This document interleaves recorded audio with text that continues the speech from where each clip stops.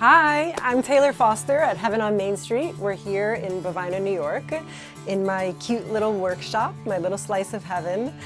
This is my wall of ingredients that I pull from, a bunch of concoctions and things in the works, some perfumes here. I do a lot of plant infusions, so I have things like birch and olive oil simmering here to figure out what I'm gonna do next with it. A lot of essential oils here, everything alphabetized for easy grabbing.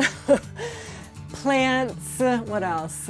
I've got some of my best-selling face oils up here, some of the rose petals that I grow and dry and make rose water out of for some of the moisturizers, which is really yummy.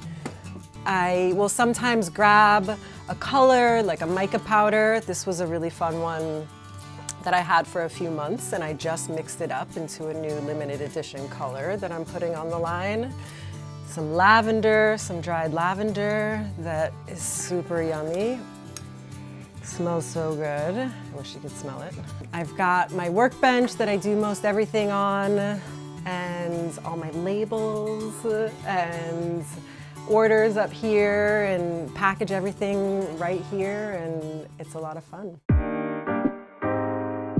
I have 3 lip and cheek sticks on the line.